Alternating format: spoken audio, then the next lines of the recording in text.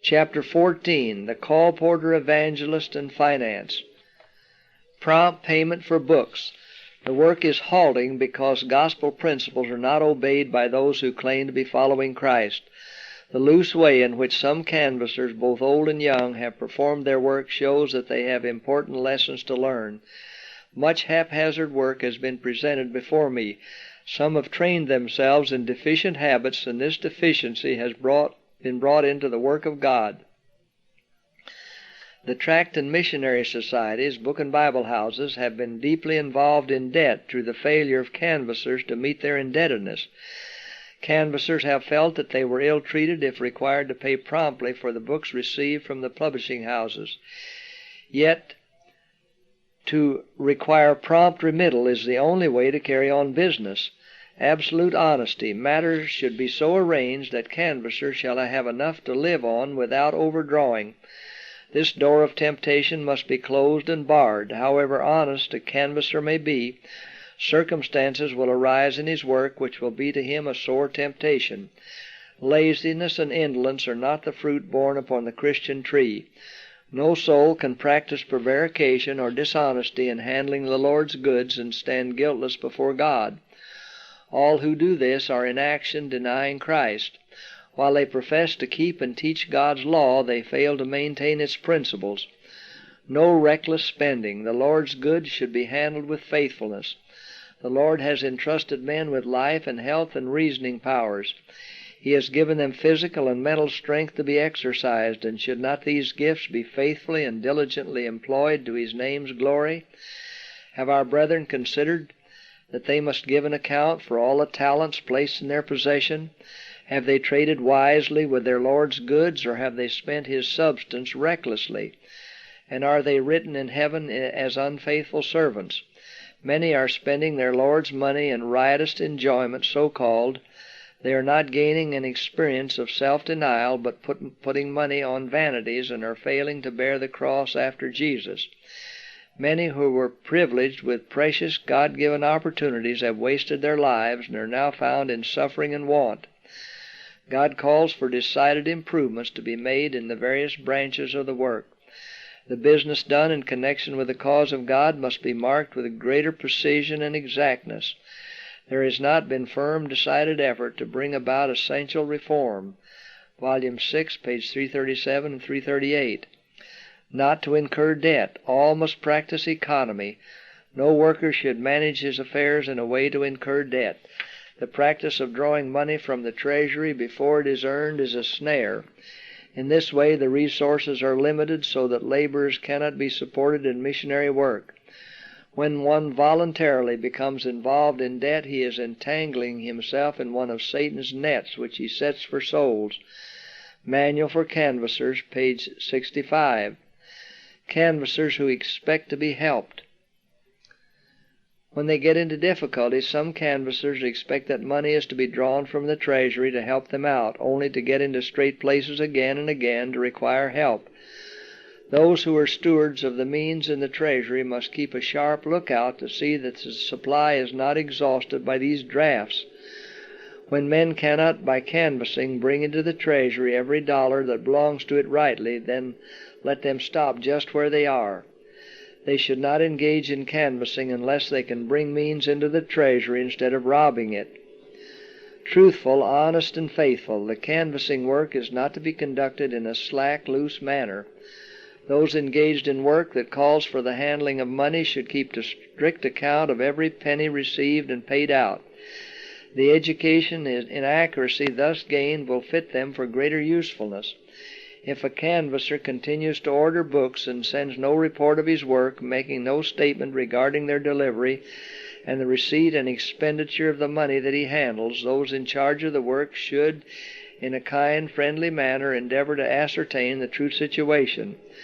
To supply books freely to an agent until he is hopelessly involved in debt is to do injustice both to the canvasser and to those by whom he is employed.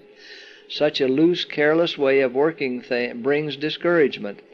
A worker who sees that he is unable to make a success of the canvassing work should go to the proper persons and tell them that he cannot continue in that line of work. Every canvasser should be truthful, honest, and faithful. How many souls might be saved from temptation, and how much sorrow might be avoided if all our workers were trained to be as true as steel to principle. Manuscript 20, 1904. Result of careless financial habits. Some canvassers have conducted their business in such a slack, loose way as to be constantly sapping the funds needed for carrying on the work. They have sold books and given the impression that they were working for the cause, but instead of bringing in the means so much needed to advance the work, they have taken many dollars from the treasury. The means which came into their hands, which was not their own, they appropriated to defray their own expenses, the expenses of their families, or to favor their family connections. By appropriating to their own use that which belongs to the cause of God, canvassers involve themselves in difficulties, separate their souls from God, and create a feeling of uncertainty, a want of confidence in those who are laboring with them in the field. At the same time, they do injustice to their fellow laborers. Men who do their very best are liable to be regarded with suspicion, and thus are made to suffer because of the course of untrustworthy persons. The result is that the cause of God is involved in perplexity and brought into embarrassment, and a heavy burden is cast upon those who were appointed to bear weighty responsibilities. If this loose way of doing business is permitted to continue, it will not only drain the treasury of means, but will cut off the supplies that flow from the people. It will destroy their confidence in those at the head of the work, who have the management of funds, and will lead many to discontinue their gifts and offerings. The course of these careless workmen has brought upon men in leading positions a burden that grieves them to the heart. They are perplexed to know how they can guard the cause of God from every species of robbery, and yet save the souls of those who have such perverted ideas as to what is true honesty. The practice of borrowing money to relieve some pressing necessity and making no calculation for canceling the indebtedness, however common, is demoralizing. The Lord would have all who believe the truth converted from these self-deceiving practices. They should choose rather to suffer want than to commit a dishonest act.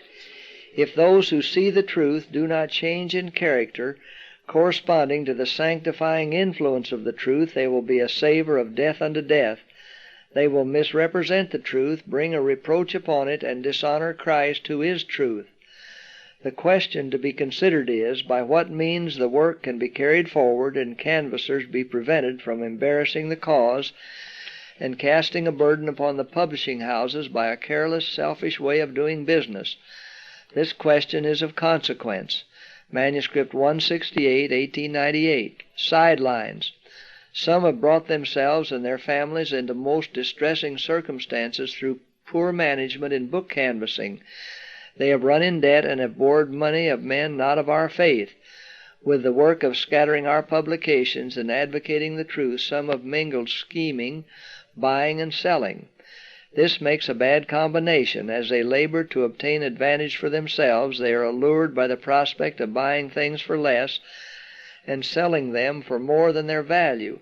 Therefore the world regards them as sharpers, men who will gain advantage for themselves without considering the case of others. They do not keep the commandments of God, for they do not love their neighbors as themselves. Manual for Canvassers, page 62. Financial gain not paramount. If our canvassers are controlled by the spirit of financial gain, if they circulate the book upon which they can make the most money to the neglect of others that the people need, I ask, in what sense is theirs a missionary work? Where is the missionary spirit, the spirit of self-sacrifice? The work of the intelligent, God-fearing canvasser has been represented as equal to that of the gospel minister. Then should the canvasser feel at liberty any more than the minister to act from selfish motives? Should he be unfaithful to the principles of missionary work and sell only those books that are cheapest and easiest to handle, neglecting to place before the people books which will give most light, because by so doing he can earn more money for himself? How is the missionary spirit revealed here? Has not the canvassing work ceased to be what it should be? How is it that no voice is raised to correct this state of things? Manual for Canvassers, page 47-48. But many are attracted into the canvassing work to sell books and pictures that do not express our faith and do not give light to the purchaser. They're induced to do this because the financial prospects are more flattering than those that can be offered them as licentiates. These persons are obtaining no special fitness for the gospel ministry. They are not gaining that experience which would fit them for the work. They are not learning to bear the burden of souls and daily obtaining a knowledge of the most successful way of winning people to the truth. They are losing time and opportunities. These men are frequently turned aside from the convictions of the Spirit of God and receive a worldly stamp of character, forgetting how much they owe the Lord who gave His life for them. They use their powers for their own selfish interest and refuse to labor in the vineyard of the Lord. Manual for Canvassers, page 43. Not to offer special inducements. Many of the workers in the canvassing field are making no sacrifices. As a class, they have less of the missionary spirit than the workers in any other denomination. When the way is all prepared for them, when they can command the highest wages, then they are willing to enter the field.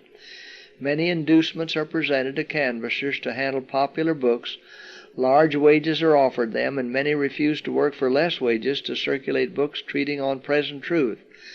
Therefore, the inducements have been increased to correspond with those offered by other publishers, and as a consequence, the expense of getting our publications before the people is large.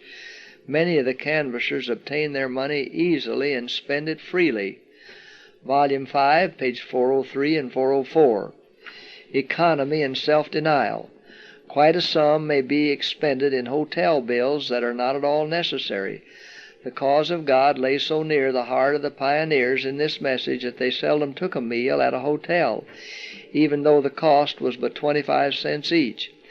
But young men and women generally are not educated to economize, and waste follows waste everywhere. In some families there is a wicked waste of enough to support another family if reasonable economy were used. If, while traveling, our youth will keep an exact amount of the money they expend item by item, their eyes will be opened to see the leaks. While they may not be called upon to deprive themselves of warm meals as the early workers did in their itinerant life, they may learn to supply their real wants with less expense than they now think necessary.